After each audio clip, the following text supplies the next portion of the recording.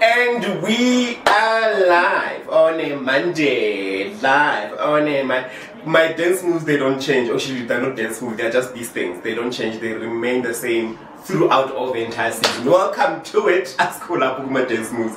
It's called Clinical Monday for Oran Popping Chats, and my name is Nkosi, and welcome to it, man. Thank you so much for joining us this morning, for streaming the conversation, and actually for being part of the conversation as we get into understanding HIV just a little bit closer and leaving you with the relevant information that you need. And today we are sharing the spotlight on antiretroviral treatment, or in short ARVs. We want to know what are they, what do they do, what is their function, do we have types, do we have, all those different things that you need to know about ARVs. To be part of the conversation, make sure that you leave your comment on the comment section below, because we are live on Oran Popping's Facebook page, and also find us on other social media platforms. On Twitter we are at @n_health, and also on YouTube it is Oran Popping. www.popin.org gives you the behind the scenes, and you can check out other exciting things that we have, like gender affirming healthcare, some of the sites that we are launching, some of the activities that are happening in and around the pop. And speaking of sites that have been launched, courtesy of Oran Pop in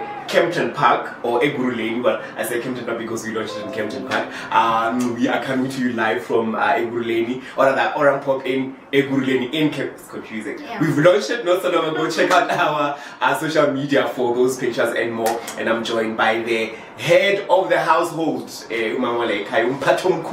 Sister Mapaseka Mabena, who, by the way, is not stranger to the platform. Good morning. Good morning. How are you? I'm good, thanks. I'm great. Thank you so much for making time. It's been a while since we spoke to you, and I mean, we come back obviously, seeking guidance and wanting advice, because we want to understand HIV just a little bit better, and understand what are the things that make HIV, or manage it in this instance. So today we're talking about introduction to ARVs. First and foremost, what are ARVs? For somebody who doesn't even know what ARVs are, what are they? Alright, so ARVs is an acronym that stands for antiretroviral drugs or treatments.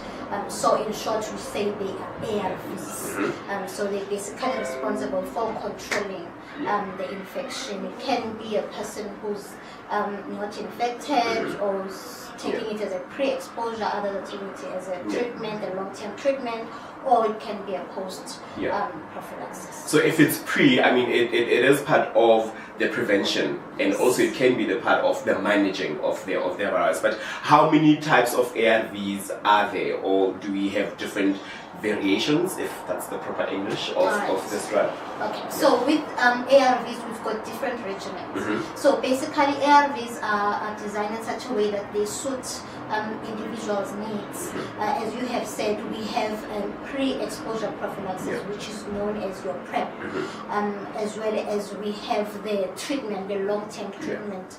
So in terms of the long-term treatment, we also have regimen 1, 2, and regimen 3. So that is when now it depends on the complications as well as the side effects and the tolerance of the individual. Then that is when we play with the different regimens to ensure that we don't harm, because the aim of taking ARVs is not to harm a person further, because you already have an infection. So we don't want to damage your kidneys and so forth and so forth. So we play around with these different regimens, as well as to ensure that you are virally suppressed. So response is monitored closely as well. And then we also have post-exposure prophylaxis, the one that you take within 72 hours of exposure, to ensure that you are protected from being infected if you are not. Let's talk about, you got infected. What happens? What is the immediacy, or what is the immediate thing that gets done immediately when somebody gets diagnosed? What's the next step? What should they do? Because I can imagine, a lot of us, and I share this because I've interacted with people where I wanted to give them their self-testing kit, and they'll be like, I want to find out if I'm HIV. I'm like, but the sooner you find out, the better you know how to manage this virus. What happens? What should be the next step? Yeah. So the most important thing with treating HIV is knowledge. It's very important that healthcare workers empower clients with knowledge. So it means pre-counseling is very important, because that is when now you include everything. You don't wait for the results. Just include pre-exposure prophylaxis, everything, ensure that by the time the client gets the results, then it's just a wrapping up to say, remember initially in our pre-counseling I spoke about if you are HIV positive, then we need to put you on treatment. Then it doesn't come as a shock to the client. Then the client is able to immediately engage with you further and ask more questions. So what I can say is emphasizing adherence. After diagnosing a person, it's very important that we emphasize on adherence counseling, because we find most clients that we put on treatment and then in the middle they drop out.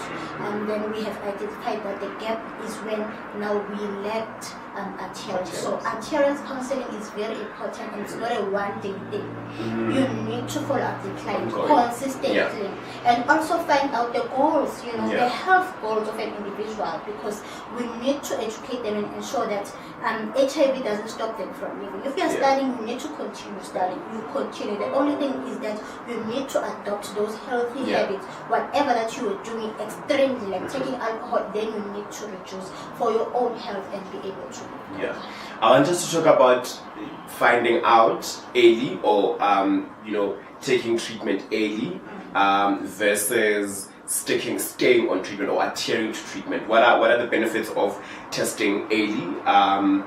Or testing in general, because I think, like I said, people are a bit scared. They don't know that there is information like this where you can continue living your life, you can live a positive life, you can get your add-on and stay on treatment. But let's talk about finding out early, or testing, the importance of testing, and then also the importance of adhering to the medication, to these areas. A good question, because in nowadays you find that you have to beg people to test, and it should be an occasional thing, like when you go to a facility and testing your cholesterol and so forth. So HIV should be part of your wellness plan, as an individual, because being diagnosed at an early stage gives you a chance, to ensure that you take care of yourself. Because if you are diagnosed later, then that is when now you find that there are multiple opportunistic infections. You find that your CD4 count now has gone down and the virus is high, and sometimes you find a person with complications such as meningitis and TB. So you can imagine now the pill burden on this person. You need to take treatment for HIV, for TB, opportunistic infections. So early diagnosis is very, very much recommendable. I want us to talk about what it looks like when you are introduced to ARVs, or when you are not on ARVs, introduced to ARVs, and the end goal where you are supposed to be, and you would demonstrate that with our BOK bottles, because like I said, a lot of people don't even think about the goal being you, because you are you've gotten your add-on and you are adhering, like you said, you have your goals, you have everything set, you have somebody at pop-in or wherever who really takes you through the steps of adherence, and then at the end actually being undetectable equals untransmittable. Take us through that. So in simple terms, for a person to understand, we use these bits. So these red bits, they represent the virus, the HIV virus. So before starting your treatment, this is how your system looks like. The virus is busy circulating all over, making you sick every now and then. And then during your treatment, now if you are taking it correctly as prescribed by the healthcare worker, then in a long run, within 2 months or 3 months, then you'll find yourself now diluting this virus, now the virus going down, and then the black bits, they represent the CD4 cells. So now you'll find that now the CD4 cells are growing, and then the virus is slightly now going down. So at 6 months, we take your viral load, and then we find that the virus is undetectable, meaning now you can see there's no sign of the virus. Now all the bits are black. The person is healthy, meaning this person is unable to transmit the virus and can live a healthy lifestyle. But that does not mean that the virus is cured. It doesn't mean that you are cured of HIV. It just means that the virus is now manageable, it's under control, it cannot replicate. So it is quite important also to emphasize that to the people who are finding out that they're HIV positive, that yes, you will get to that stage, but it does not mean that the virus is cured. Yeah, so in simple terms, I always tell them to say the virus is sleeping. Yeah. Once you miss your dose, then it wakes up. Yeah. And then it gets a chance to attack. I want us to talk about, since we're talking about introduction to ARVs, what then happens to the body? You spoke about CD4 counts and all that. If now you've introduced now the system, the body to ARVs, you're taking them at 8 o'clock or at whatever time that the nurses must take, upon the agreement or during counseling. What happens to the system? How soon does the virus then drop or stop replicating? Because there are copies there, apparently 1,000 copies less or 1,000 copies more. Take us through that. So it's very much important. We have a very good drug called dolutegravir. Yeah. It's a very active drug. It can simply suppress your virus in 10 weeks, if you're taking it correctly. So you can take blood from that person. Yeah. So it's very important that the blood levels of the treatment must remain high, so that you prevent complications and ensuring that the virus is low, and then you give your CD4 cells a chance to go up. That is the main goal, because we need those soldiers to fight for us. And then I just want to quickly, so this is what happens when an individual misses their dose, then the level of treatment goes down, right? And we don't want that. We need you to top up immediately. So that is why the importance of time is very much important when you're taking your ARVs. And I need to emphasize that. However, it happens on some occasions when we find the clients who tell you to say, I missed the time of taking my treatment, and I would encourage them, take it immediately when you remember. But that mustn't be a trend. Because if it becomes a trend, then it begins to create this wave now, and that is when now we have complications. Now you see there's an exclamation mark now because of missing those every time, and then we have what we call resistance, right? Because now the virus gets stronger. Now they are used to this pattern of yours, and then they become stronger than the treatment that you are taking. So that is why now we find the person having to be switched to another regimen. So we need to prevent such complications, because remember, if you move from one pill, then we need to go to a number of pills. And I like how you said it in our past interviews, where you said you graduate. You no longer on this stage, now you graduate to the next level. What are some of your questions when it comes to ARVs, man? Have you, are you on ART? Did you get your ART on? Are you, adhering to the medication as prescribed? What are some of the challenges that you are experiencing? Because in the series of this conversation, like I said, we're trying to understand HIV and just get a little bit closer to understanding how we can manage it. And because the goal is literally to get there, to live in an HIV-free generation. I don't know if that's the current goal, but there's a goal of ending HIV by a certain year. So I hope that we are actually participating in that and in making sure that we are taking our ARVs. Send through your questions. It is at @n_health on Twitter, and with the hashtag Clinical Monday, and our resident clinician, Mapaseka Mabena, who's been kind enough today to take time out to speak to us when it comes to this topic of ARVs. And we just know that there's a difference between the regimen. There's a lot of regimen, but we need to adhere and we need to take ARVs as prescribed. So we're looking forward to getting your engagements. Also, don't forget to follow us on our TikTok channel, on our TikTok account. I almost said channel. Channel is YouTube, but you know what I mean. TikTok, we are at OramPopIn, and on our YouTube channel, that's where you can find all these series of conversations that we had either also, in the past and currently when we're looking at HIV. Stabas, let's talk about, you spoke about pre and post. I want us to wrap it up, and I want to just talk about that, and maybe perhaps talk about disclosure, because that's also important. Somebody's just found out pre and post counseling. How important is that?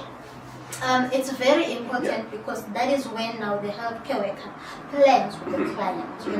You need to plan, like I said in the beginning, you need to know the life goal of this individual, get to understand them, and find out if they have any support system. Because remember, you cannot do this on your own. However, we are not pressurizing individuals to disclose to their families or partners. If you cannot do that currently, then Pop-In is there for you. We've got trained counselors and a case manager and a social worker in place to support you until you are ready. Yeah. And as well as just to mention the collaboration that we have with PSI, have with the coaches as well, really gives a positive results. So it's very important, and I can say if you miss that step, then you will lose the client, right? And make sure that you plan and make sure you know the working hours of the client. They are very important because you are able to advise them to say, okay, if you're coming back at home at 9 o'clock, then take them at this time.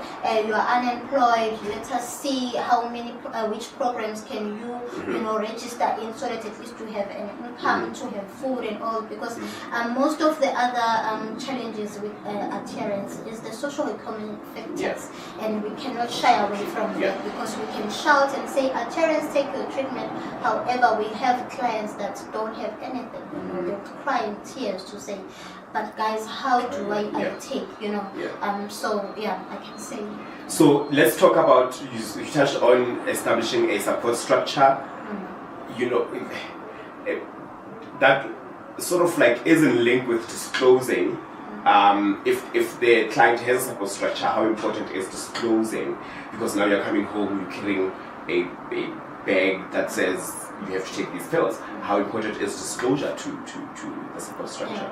So disclosure is important because at least you have that someone who's going to remind you to say, hey V, don't forget your appointment. Hey V, you are not feeling better. Did you go and consult? Would you like me to accompany you?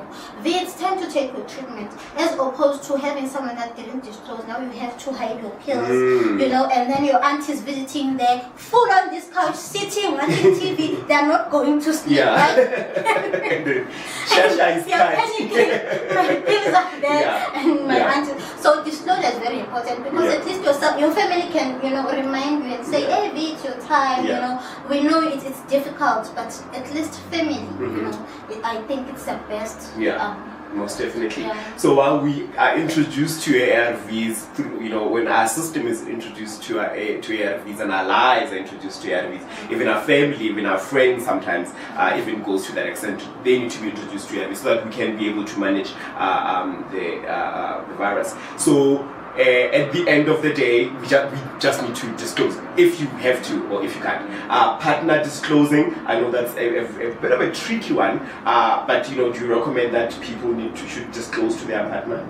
Yes, and that is why I recommend couple testing. It's very important because it gives you that platform of disclosing in front of the healthcare worker who can guide you guys. Because remember, we sometimes have those discordant couples to say, guys, the status shouldn't stop you from loving one another. You can take PrEP, I can take my ART.